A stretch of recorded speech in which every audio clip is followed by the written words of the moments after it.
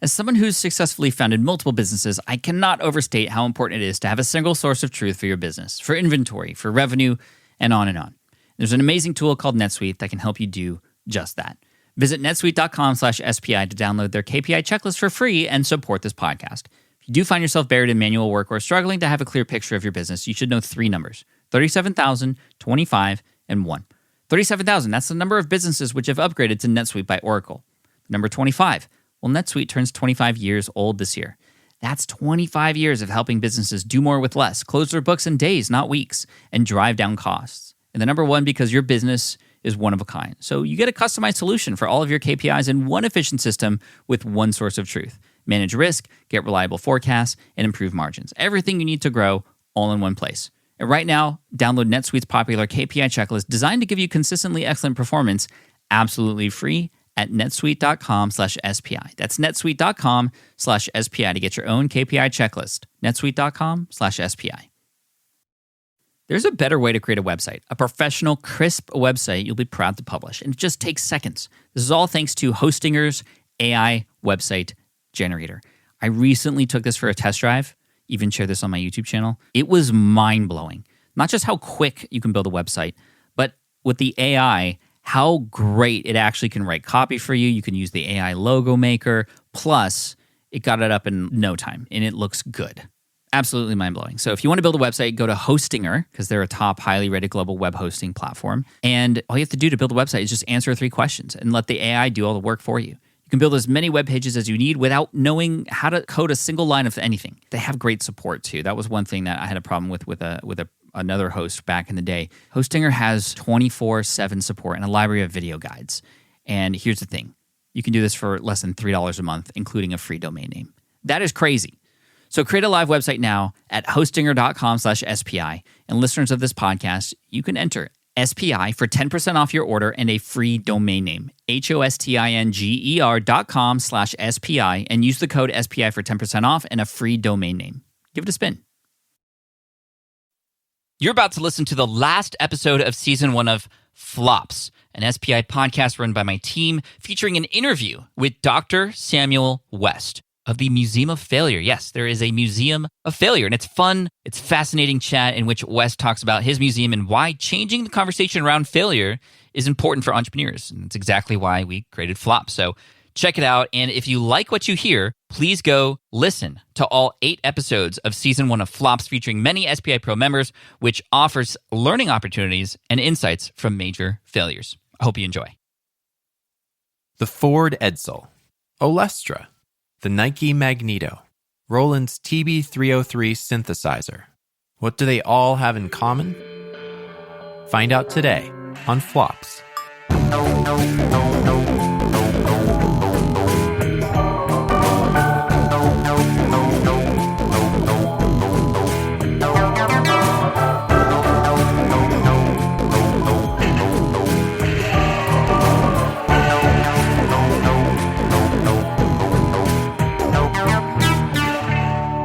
Welcome to episode 8 of the first season of Flops.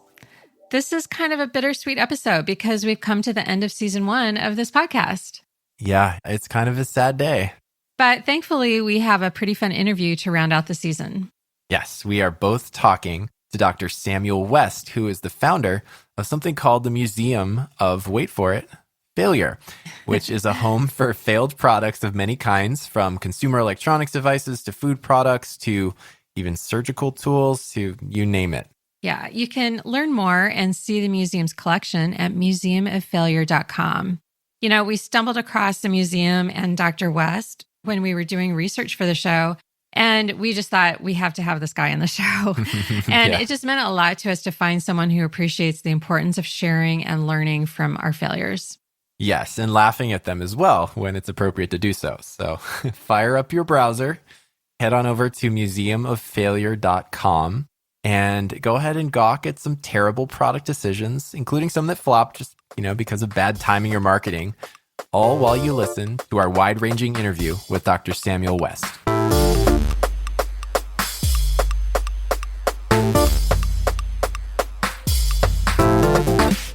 So, Dr. Samuel West, welcome to the show. Thank you. Yeah, when I was doing research for this podcast, I came across something called the Museum of Failure. And I just knew that we had to have you on and talk to you about this museum. So welcome, and we're excited to talk to you. Thanks. I feel a kinship with you, and I would think I can maybe speak for Karen, because I think with Flops, with our podcast, and you with the museum, I think we feel a kinship in terms of, how we look at failure and just recognizing the importance of failure. And of course, we're going to talk a lot about the Museum of Failure today, but just wanted to say that we're excited to talk to you today. Cool. I'm excited to see where this conversation goes. Yes. Or doesn't go. So I was reading a quote from an article I was reading about you, and you said, all you have to do is read business literature to get sick of success stories of entrepreneurs. It is the same narrative every time, and I was fed up. Just a little funny story. When we started this podcast, we were actually starting a podcast about success stories. And oh, no. Yeah. Ray and I did one test episode of our Success Stories podcast, and it was pretty much a flop. It was not good. It was boring. Our producers were like, no, this isn't working. So that's when we came up with the idea to kind of turn that idea around and talk about failures.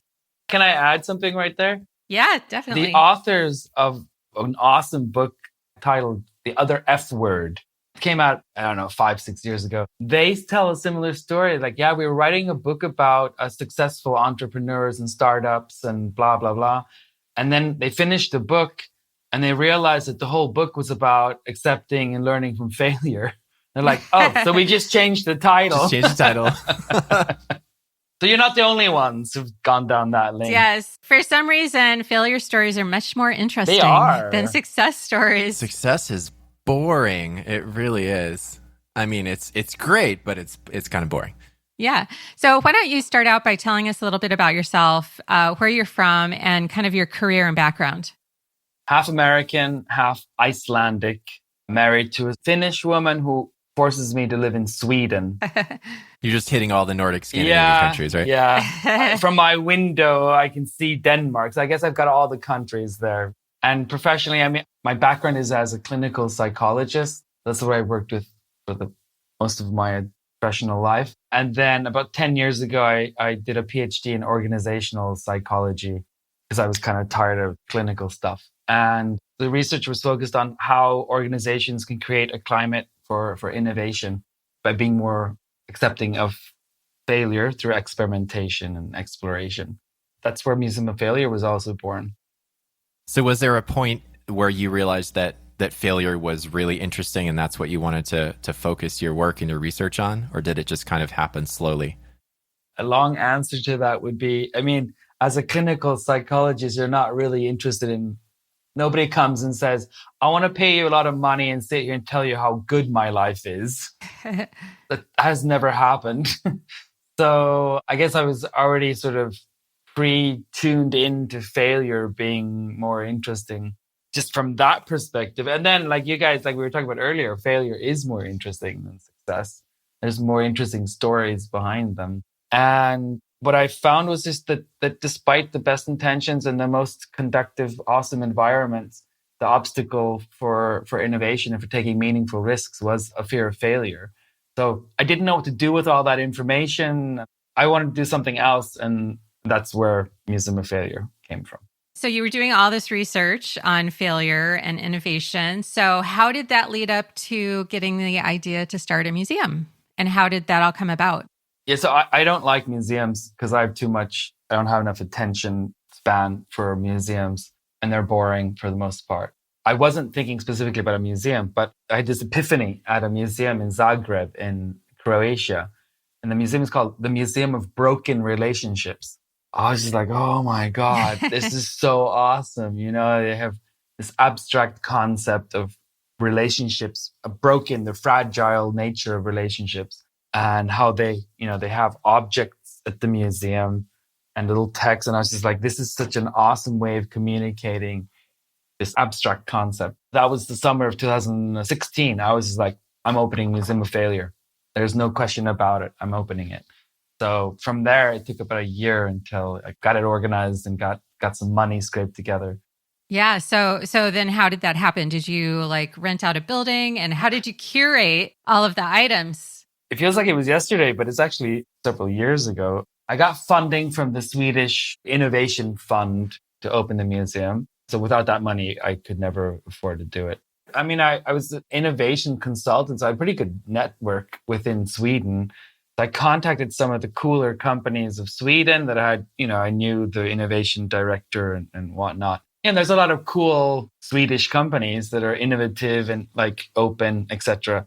And I was like, hey, I get this great idea. I'm opening a museum of failure. It's about innovation, accepting and learning from failure. It's funny, but the aim is to, increase acceptance of failure in the name of progress or innovation, blah, blah, blah, blah. I thought it was great, I was like, yay, this is awesome. And I'm like, I'd like you to, can you look through your archives or whatever? You're such an innovative company. You must have, 4 or 5 flops and you've got them somewhere. Send them over. I want to open a museum. And I got 0. Like nothing happened. They didn't even reply. These are like acquaintances and somewhat friends. They didn't even reply to the messages. This was sensitive. Yeah. I can imagine that corporations do not want to tout their failures. No, I didn't know what to do. And I thought, well, if they don't want to participate, I'll just find their products, and just buy them myself. So that's what I did. For the first exhibit, we had 70 items. And most of them I bought myself. Other ones were donated or, bought through obscure forums and stuff like that. And then once the museum, this is what's strange, once the museum went open and got like global press, then the same companies who didn't even reply to my messages, they were buying workshops and coming to the museum, donating things. Everybody wanted to be on board then. It worked out well, but it was like, well, everybody wants to join once it's a success, but before then they don't. So I'm like, come on. So right now, a lot of the items are donated. I just got in a Kickstarter project, a toothbrush. I got it 2 weeks ago. I haven't done the research, so I don't have all the information, but it's like a device you stick in your mouth and then it like vibrates for 10 seconds and it cleans all your teeth in 10 seconds instead of, brushing your teeth. Innovation, right? Yeah. You don't seem that impressed. I can't see any way You that guys could are go like wrong. poker faces. You're not impressed. Wouldn't you like to brush your teeth in 10 seconds? I feel like that would destroy your mouth. You get your teeth clean, but like rip your gums But up. they raised like, I don't know how many $1 million on Kickstarter a long time ago. And then the product never came out and it was fraud and lawsuit and this and the device doesn't work. And oh my gosh. Now it's in the Museum of Failure. Of course. So that leads me to my next question, which is, what is the criteria you have for the products that you get for the museum? Even for our podcast, we kind of have to evaluate each story and say, is this a big enough flop? Is it flops worthy? So what is worthy of the Museum of Failure? There's 3 criteria. One is that it has to be an innovation. So there's all kinds of failures out there that are failure because for other reasons, they're production failures or whatever else. I'm not interested in those. I'm sure you can learn things from it, but I want items and stories and services, products where there has to be something new about it. That's number 1. Number 2, it obviously has to be a failure. And I like the scholarly definition of failure, which is it's a deviation from expected or desired outcomes or results. Failure is always contextual. So what's a failure today isn't tomorrow. What's a failure for me isn't for you. So, but for most companies, when it's a commercial product, making money is sort of the main aim with that. And when that doesn't work out, then it's a failure. Or if it's a humanitarian or a social innovation, then it's to help people. When that doesn't work out, then it's a failure. So failure is obviously the main criteria there. And then the third one is much more subjective. I have to think it's interesting. Yeah. So I mean, there's a lot of, I could fill the entire museum with smartphones. Seriously, there's so many failed smartphones for different reasons, but I think we have like 7. I think that's enough. I don't want any more smartphones in the museum. So I think we have to ask at this point, what are your, if this is even something you want to say publicly, what are your favorite failures in the museum? Any products in there that you're especially fond of? So if I'm asked to give a sound bite and I get like 2 seconds to say it, then it's one answer. But in reality, I like the artifacts that have a great story behind them. Like that there's something, maybe the object itself isn't that exciting, but the story is. That's what I think is interesting. There's a Amstead emailer. It's like the size of a fax machine. It's from like early 2000 somewhere, I think. The UK, and this big name manufacturer with an eccentric, rich celebrity owner of the company, Amstead, developed this emailer. So it's not a computer. You use it for email, and that's basically all you could do with it. It was such a weird device, like because everybody was buying computers at the time when you can check your email, read as many emails as you want. This device was doomed even before it was launched. And it's not a very interesting product per se, but the interesting thing is that the owner of the company protected this stupid, doomed to fail device and continued selling it for years. And it bankrupted the company. Oh my God. I love that story. There's something deeply human about it. It's his company. He can do whatever the hell he wants to, right? And then he has this thing. He maybe was very innovative back in the 60s, but now he doesn't get it. And he's still going to try to sell this thing. I just think it's fascinating. And so these innovations are not always about where there's a technological feature that doesn't work or marketing mishap. It's deeply sort of human stories behind it. Right. Not wanting to let your baby go. No, you got to kill your darlings, man. I know. Yeah. So that's an example of that. Then the other ones, another favorite would probably be the Olestra. Oh. Everybody likes diarrhea, I guess. It's always good for a laugh. It's just so funny. One of the biggest consumer companies in the world, Procter & Gamble, launches a calorie-free fat substitute, 96. And everybody's expectations are like, oh, wow, we can finally eat all the junk food we want without getting fat. And then, sure, you don't get fat, but you sit on the toilet the rest of the day. So, and then the whole fact that the diarrhea was rebranded because diarrhea it's not really a positive thing to have associated with your food product. Sure. So they rebranded diarrhea. This is as funny as the product itself, but they rebranded it as anal leakage. Oh no, you beat that. Oh my gosh. Beat that. You can't make this stuff up, you know? I can imagine the marketing team sitting around a conference room table trying to come up with the correct wording for their rebranding of diarrhea. Explosive diarrhea. It doesn't have a good ring to it. It's a little too exciting. Now, at this point, I'm figuring our listeners are intrigued enough to want to go and see what else you have in the museum. And they can go to museumoffailure.com to see what's in the collection, correct? There's a hokey thing where you have to put your address in, but I think it's worth it for all the good stuff you'll find. I hate sites like that. Anytime I come to a site where they ask me my email, I'm like, I don't need to see whatever's behind there. But my web developer's like, you have to ask for their email. That's the least they can do is write in their email. I can attest to the fact that it's very worth it. It's a very fun website. One thing that really caught my eye was the DeLorean. Yes, let's talk about the DeLorean. Okay, so the story behind that is one of our CEOs of SPI Media is obsessed with Back to the Future and the DeLorean. And he's actually given a talk on stage where he had an actual DeLorean sitting on stage with him. So we're afraid to tell him that the DeLorean is actually in the Museum of Failure. Oh, definitely.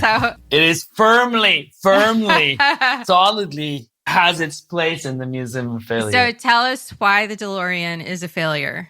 Oh, wow. We only had an hour, right? No. The DeLorean, it's an awesome looking car. It's futuristic, hence Back to the Future. It's got the Gulf wing doors that open up all weirdly. But the car itself was absolutely horrible. It's a sports car, but the engine is it's powerless. The electrical system doesn't work. It's a pile of crap car. But it looks cool. But it looks really cool. So cool. It looks so cool. And that's also what made it famous. It's such a bad car, but it looks cool. So then it's good, to use in the movie. And I'm trying to remember the details. One detail of why it failed was that because of tax incentives or payout, I don't know exactly, some kind of tax incentives, the car was manufactured in Northern Ireland.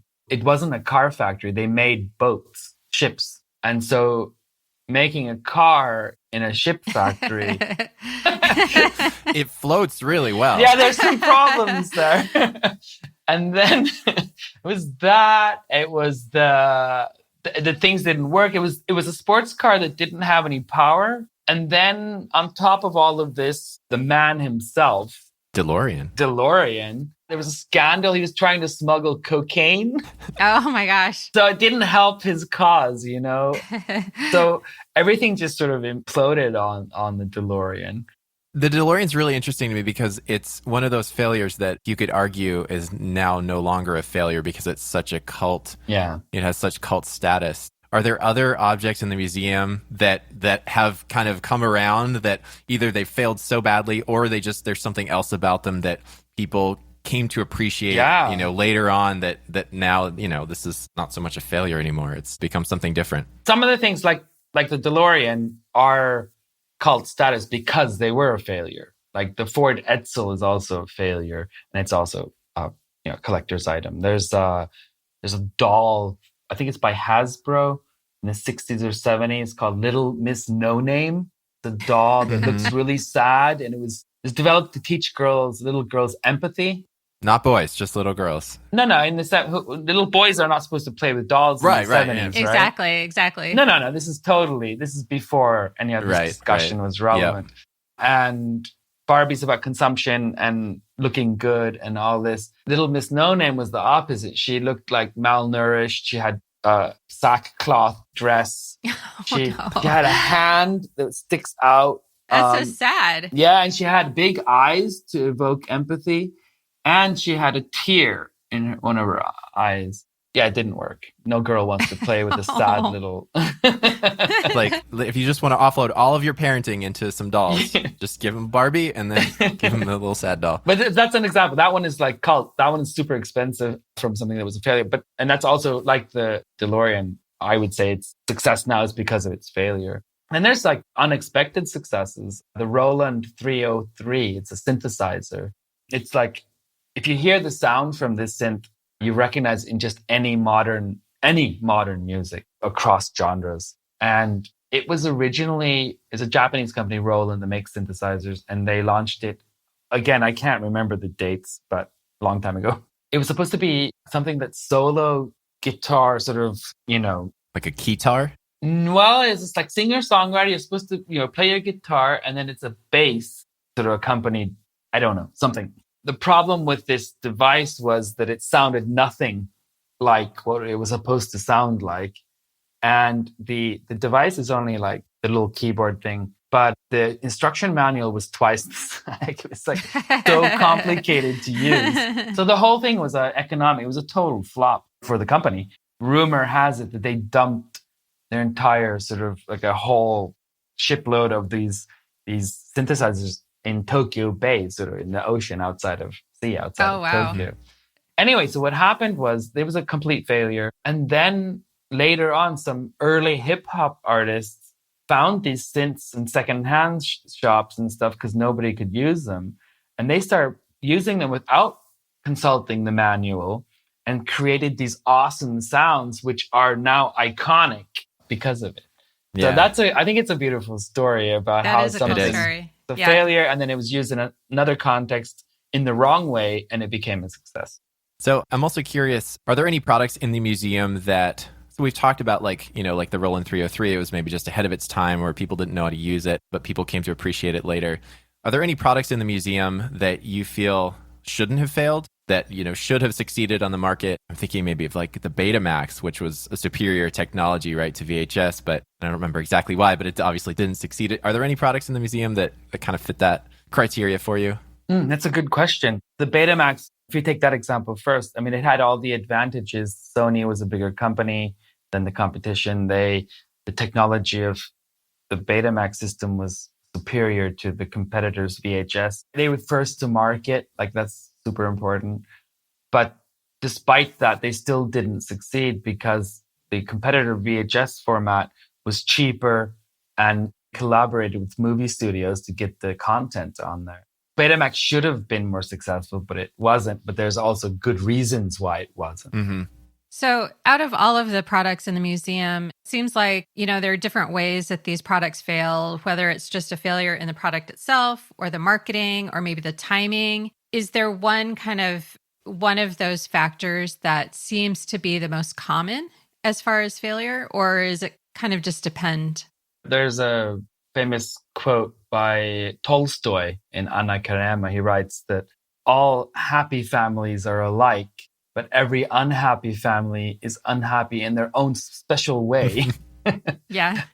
I love that quote because it's brutal, but also because you can just translate that to failure, at least in this, when we talk about failure and innovation and sort of in the corporate sense. But because the successes that's why they're boring. They're all more or less the same. But failure is like things can fail for the most strangest, unexpected reasons. Some things fail early on, some things fail later. Sometimes failures just happen because of unlucky timing.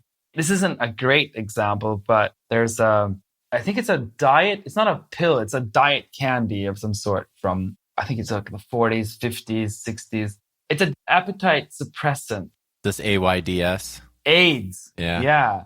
So it was super permanent, great name, diet AIDS. Yeah, etc. And then come, 80s, 90s. And it was not their fault in any way, but you don't want to be eating a diet pill called AIDS. Right. So that's like, they had nothing to do with that. And there's another one I come to think of, a Swedish innovation. It's called the pacemaker. It's a small sort of mobile DJ thing. It had a little disc on it, and you could take it where you're DJing. You could, from your pocket, you could mix songs and stuff. And it was a great innovation. And they were just unlucky because the same year iPhone comes out and you can just get an app called the DJ app. Their whole product just becomes useless. And that's not their fault. They didn't know Apple was. A lot of companies got screwed over by the iPhone, by the way. You don't really know where it's going to happen. And I wish I could answer. I often get asked, like, so with all these failures, you must be an expert on avoiding failure. I'm like, well, I wish I was. There are some themes at the museum, so I can extract. But I mean, there's not any like super recipe on how to fail or how not to fail. One of the themes is one that's very strong, which is unexpectedly strong, is don't overhype your product. Yeah, that was the case with the Edsel. I'd love if we could maybe ease our way into a broader conversation about entrepreneurship and failure. I guess one burning question I had is, do you get approached by entrepreneurs of any kind who see you as like an expert on failure, asking for advice or asking you to consult for them on how to avoid failures of their own? Does that happen at all? It does happen. And then from entrepreneurs, it's been mainly sort of at sort of startup events and similar events where anybody in the startup world, there is an understanding of how important failure is. I mean, you're doing this pod for that reason. So they're more open to it. I wouldn't say that they're especially interested in learning because they haven't really done that many failures. So to answer your question, are entrepreneurs asking for advice? I'd say no, it's the dinosaur companies who are. Mm-hmm. Yeah, I never actually thought of that. But sometimes I feel like if I'm in a context, if I'm giving a talk or doing a workshop at a bank finance industry event in New York or Switzerland, that's where it's like, oh, wow, this is good stuff, right? But if I'm at an event for entrepreneurs and startups, I'm like, it's not, what I'm saying is not maybe as interesting for them. I think I read somewhere in an article that you were quoted saying that kind of the startup culture is if you fail, you just kind of move on instead of learning from that failure. Is that kind of what you're talking about? Yeah. I mean, I don't want to sound too critical, but a problem with this fail forward mentality and sort of approach from Northern Silicon Valley and a lot of sort of startup hubs is that it's all good to fail, and we all agree that you need to fail, and that's the way forward, definitely. But Silicon Valley is not any better at learning from their failures than the big companies that we make fun of. They suck at it. They'll fail, but they don't learn from it. And if you look at the number of startups, or you look at the entrepreneurs starting different whatever area or domain of industry they're in, they're surprisingly bad at learning from their own and other mistakes. So yeah, I think they should pay more attention to failure and not just accept that it happens, because that's like, oh, I'm a risk taker, I'm an entrepreneur, I'm going to do this, I'm not afraid. That's all good. But I mean, if you could learn from your failures and those around you, you'd be much more successful in whatever endeavor you're doing. Yeah. So there's a whole culture around failure. I did not know this. Yeah, I know. There used to be a fail con, like a convention in San Diego. It failed, though. Yeah, I don't know what happened to it, but it was a while ago. But I mean, they had a whole fail con. It was also for entrepreneurs, startup. So there's definitely a whole culture. There's a lot of activity in failure. Cool. Are there other organizations or groups out there that are doing similar cool stuff around, embracing and recognizing failure? Yeah, there's quite a bit of people writing books about failure, or people wanting to share their experiences in some way. So aside from that failure movement, I think there's just also a greater appreciation that story needs to be told as well. And it's usually entrepreneur focused. I had a chat last week with a group in Tokyo, entrepreneurs and artists who were starting some kind of movement. A lot of it was lost in translation, but movement also sort of trying to not celebrate failure, but normalizing it in the Japanese business culture. So things are happening. Sure, it's not like intense activity, but there is plenty of content and there's plenty of sort of interest in failure. Mm-hmm. The Japanese business culture is one where, and you probably know more about this, but that failure is not celebrated. It's quite shunned, isn't it? No. If you fail in California, it's one thing. If you fail in Japan or Korea, China, it's another thing. You just don't fail. It's fascinating, the cultural differences. In Europe, there's like the North and South. Up in Sweden, with a somewhat transparent, open culture in the workplace, failure is not as horrible as it is in France, Italy, where if you fail, you do not own up to it.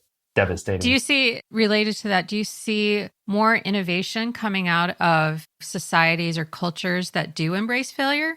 I mean, this is the $1 million question, and everybody's totally focused on Northern California and the West Coast startup culture and their whole embracing failure attitude. So everybody wants to emulate that, and it's not always possible. I mean, you can say what you want to in a French startup culture, but if you go bankrupt in France, it's more devastating than going bankrupt in the States. If you screw up an initiative in a Japanese company and you're the team leader, that's going to be more devastating than if you do so in Sweden. So those cultural differences exist, and it's fascinating, but it's also something that, it's really difficult to actually do anything about it. I think that's great. Just giving people an opportunity to to destigmatize failure. It just feels so important. Like you said, there's so many ways to fail, there's so many ways to be an unhappy family, and there's no way we're going to avoid or eliminate all of them. But, no. If we can at least get rid of that stigma a little bit. And, we talked to so many other people on this season of the show who said, if I had just talked to someone about what I was going through, like, that would have helped. And just, realizing that, you don't have to take it all on yourself. So just raising the floor a little bit so that failure is a little less daunting. Yeah. Like this podcast, just having a discussion about it in a positive doesn't even have to be positive, in a constructive, productive manner, is part of that movement of destigmatizing failure. Because everybody wants success. It's easy to want that. And it's easy to be on the front cover of a success magazine or whatever. That's not the real story. Yeah. Right. Now, you've had a flop of your own, and you've talked about it publicly. A bankruptcy Are you open to sharing a little bit about what happened there? I wasn't a few months ago.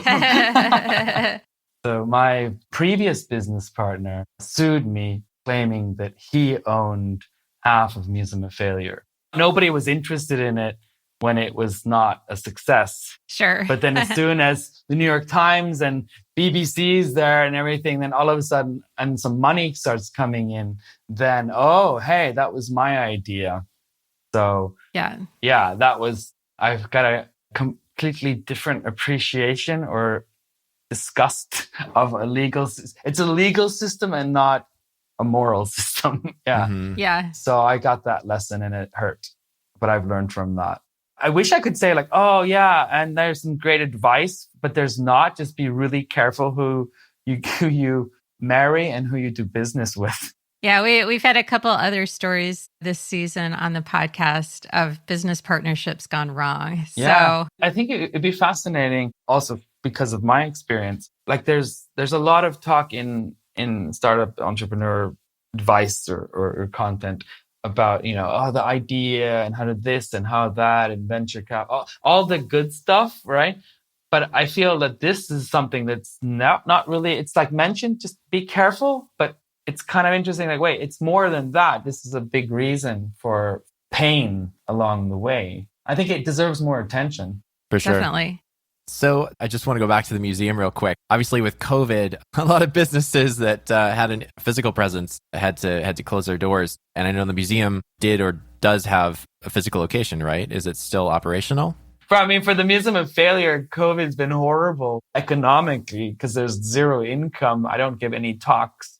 There's no conferences on innovation when the whole global economy has gone to hell and there's no flights anywhere. So that's a big economic sort of misery for me. And then the museum is closed as well. So it looks better. I mean, it does look not completely hopeless looking forward, but it's definitely just advice, if there's in a pandemic, don't have a business idea that's all about public events and travel. Yeah. Yeah. Well, hopefully it'll be up and running soon. I would love to see it in person if you ever come to the US. I have a question just about any products out there in the market right now that you feel eventually will end up in the Museum of Failure. Oh, good question. I've got that question before, and I've learned the hard way not to answer it. I had an event. I was giving a speech. This is the worst one. If you want a little fun failure here, Sure. Yeah. and I'm still not answering your question. So Okay. I gave a talk, and it was this prestigious tech company. The owner was there. He was also the CEO.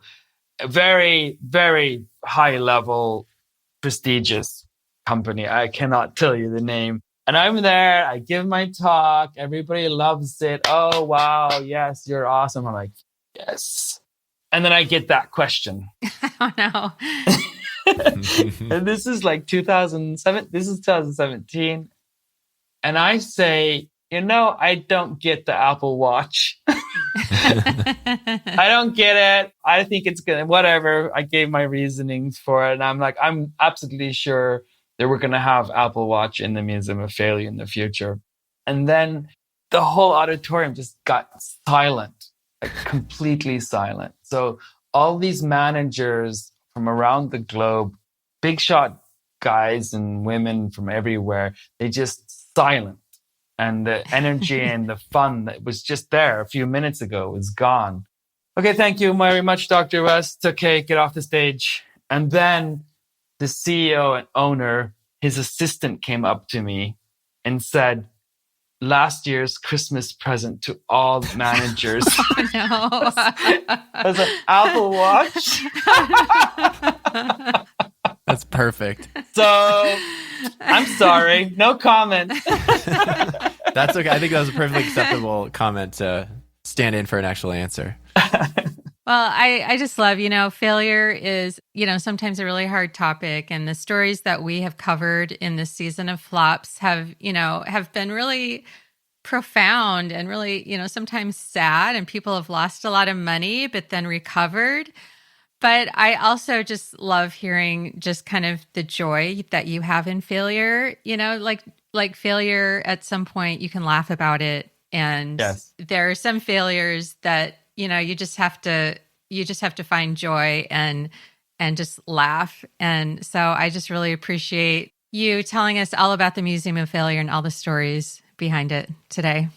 Yeah, this has been a lot of fun. I was just going to say, anybody out there who feels like they're failing, just go visit museumoffailure.com and it'll lift your spirits. And everyone that listens to this, if you have any suggestions, I can't Google everything myself. So if you have any suggestions, like if you're in a specific industry, sewage pump expert, right? And there's something in your industry that that you know is a failure or was, however esoteric it might be, please send me a line. The museum needs these suggestions. And if you have something in your garage, we like donations even better. And where would they send those suggestions? Yeah, send it a website, info@museumoffailure.com. It all goes to me. So okay, perfect. Cool. Well, thank you so much for being on the show today. Thank you. We Yeah, have thank really you. enjoyed having you, and maybe we'll invite you on at a later season and get an update on the Museum of Failure. If it still exists. No. Okay, well, we Then hope it we'll does. definitely want an update if it doesn't exist. Awesome. Great. Thank you very much for having Cool. me. Thanks so much.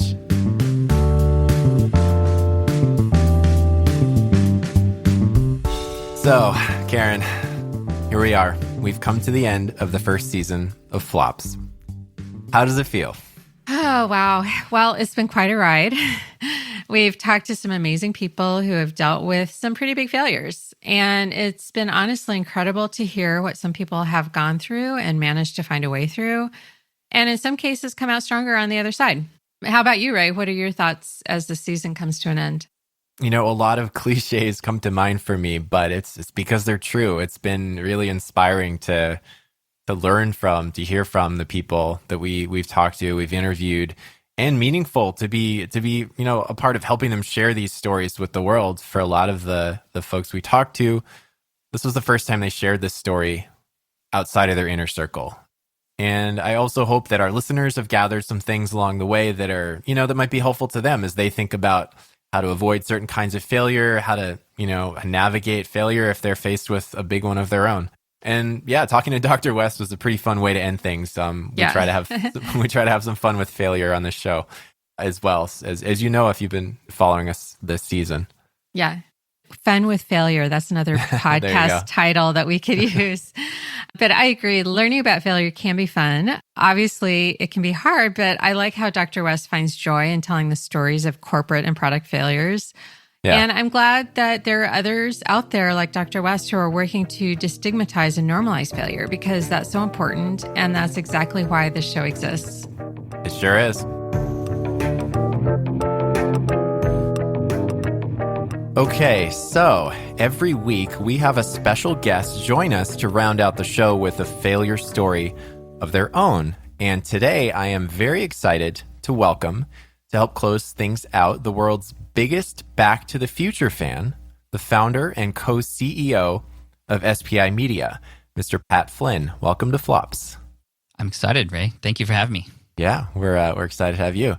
So before we jump into your story, something that everyone should know about Pat is that for the past, 10 plus years, Pat, you've been sharing your flops essentially with the world to help others kind of navigate the... I'm kind of an open book when it comes to my failures. There you go. You said it better than I could. Just helping people navigate the pitfalls of entrepreneurship and build businesses. At one point, you were known as the crash test dummy of online business. I'm not sure if you're still going with that moniker, but... Sometimes. But I mean, I try things so that I can fail in front of others and teach those lessons. Because when you try something, you either get the result you wanted or the lesson that you needed, right? And then I just try to pass that forward. Totally. So all this is to say that you don't really have a lot of flops left in the tank to share that people haven't heard before. So today, as we understand, you're going to be sharing one that maybe some people have heard, but it's maybe also more of a niche flop, a bit of a deeper cut from the Pat Flynn archives. Is that fair? That's true. And the reason why I wanted to bring this one up was because, this is literally 10 years later, 10 years after this flop happened, somebody randomly brought it up. So this stuff doesn't leave you sometimes, but it's important to respond to it in a way that allows you to continue to laugh about it and to grow. Let me set some context. So I had just started speaking on stages, actually. I was always wanting to start a business and help people, but never really in front of people. I liked the fact that I was blogging and podcasting behind a microphone, and I could always sort of just edit my words, and I didn't have to worry about looking at people while presenting or anything like that. However, in 2011, I started speaking as a result of a favor to a friend. Philip Taylor from FinCon had asked me to speak, and I ended up speaking on his stage. And although I was very scared, I literally ended up scripting the entire thing because I was so scared. It was just a 20-minute presentation, but it still was something I was very nervous about. I still recall walking back and forth down the hallway before going on stage and just kind of being very nervous, and other people going, "Why are you sweating so much?" And I said, "Because I'm speaking for the first time." But I got through it. And it was nerve-wracking, but I was very grateful for that experience because it really got me excited about speaking again, and seeing the impact that it could make on people really had me excited about the next one. So I had the next one booked. In fact, it was a big event. This event was called Blog World Expo, and it was in Los Angeles. This was the time when they were doing it both on the East Coast and West Coast twice a year. And this time it was in LA in 2012. And I really wanted to come out with a bang. Like, I knew that I was going to be speaking a lot, and I wanted to come out and just be the most memorable speaker there. Unfortunately, I was remembered for different things during this time. And so what ended up happening was I spent about 3 months preparing this presentation, and I learned it so well, in fact, that I had the slides choreographed with where I was going to be on the stage, choreographed with what I was going to say and when I was going to click the button, all this stuff. I had just gone kind of overboard with preparation, but it was good because I knew that, the more I prepared, the more that I would be, just excited about it, and hopefully, even though I was still nervous, be able to get through it and teach people. The title of this presentation was called How to Be Everywhere. A lot of people were talking about how I was seemingly everywhere, so I developed a presentation for this.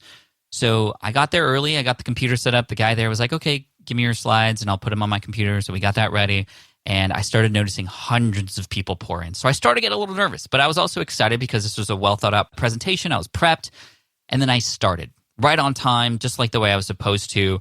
And I just kind of was in a flow. Sometimes when you're in the flow, you're kind of having this out of body experience, and you're just going, you're on autopilot. And when you rehearse a lot, that's what happens. You just kind of go, and you don't even think, you're just kind of in it. Well, 5 or 6 minutes into the presentation, I kind of like snap back into reality after having gone just through the intro the way I practiced it hundreds of times before. And I started noticing that every time I clicked the slides over, I didn't even look at the slides because I didn't need to. It was all choreographed. But every time I clicked the slides, people started laughing. Every time. And eventually I look back at the slides, and there's a key moment in the presentation, the climax, where I go, "I'm going to teach you how to be everywhere." Well, I look back at that slide that's supposed to say "how to be everywhere," and it says "ho be every W." And I was like, "What? Those aren't my slides. Those aren't my slides." Well, they were, but the problem was when the technician asked me to take the slides off of my computer and put them on his computer for the presentation, I didn't know, it's a rookie mistake, that you also need to bring the fonts over, or else it's just going to default to Arial. And so that's what it did, because I used some specialized fonts that were much thinner. It defaulted to a much thicker font. And so it was HO, H-O, and then tube, and then the B, and then every W. And I was just like, "Oh no, this is not happening." The worst nightmare after 3 months of preparation, having a technical issue that I just didn't have the time to fix right there in front of everybody. So you know how every time there's some emergency, like somebody faints in a room and somebody goes, "Is there a doctor in the house?" Well, I literally yell out loud, "Is there a slide expert in the house?" Like, I just... 'Cause that's a thing. I was falling down, and I literally wanted to just escape. It was a complete flop. And I had a choice, right? I had a choice.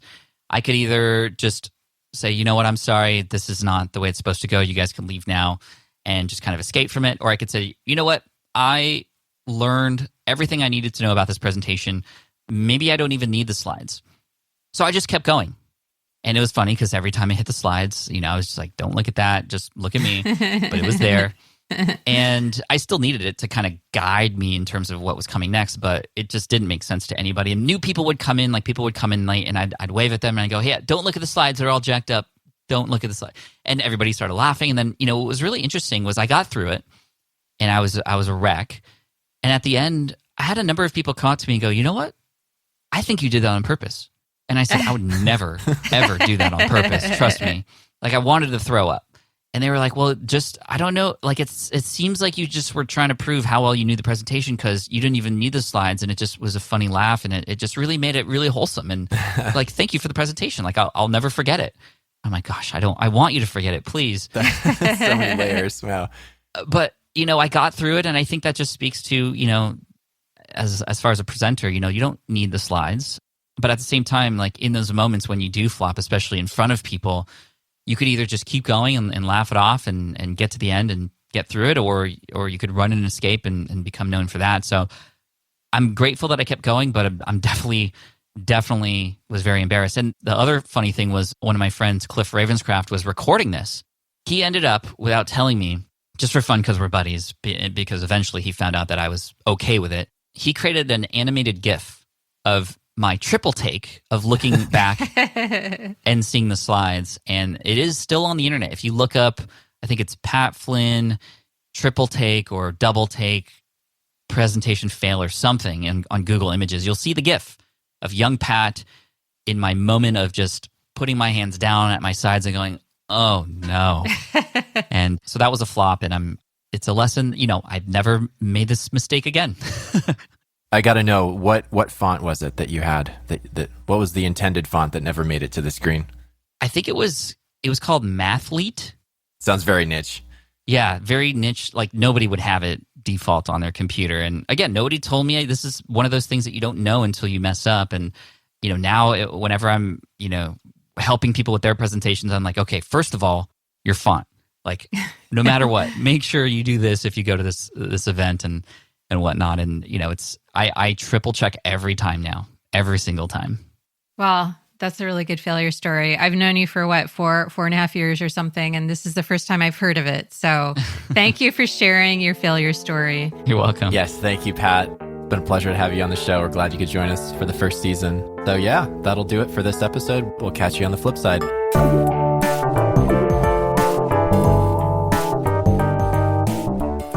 Thanks for listening to Flops. For more information on today's episode, including links and show notes, please visit smartpassiveincome.com/flops. Special thanks to Dr. Samuel West for joining us on today's episode. Learn more about the Museum of Failure at museumoffailure.com. That's it for this season of Flops. Your hosts are me, Ray Sylvester, and Karen Beatty. Flops is a production of SPI Media. Our executive producer is Matt Gartland, and our series producers are David Grabowski and senior producer Sarah Jane Hess. Writing by Ray Sylvester and Karen Beatty. Editing and sound design by Paul Gregoris. Music by David Grabowski. Thanks for listening.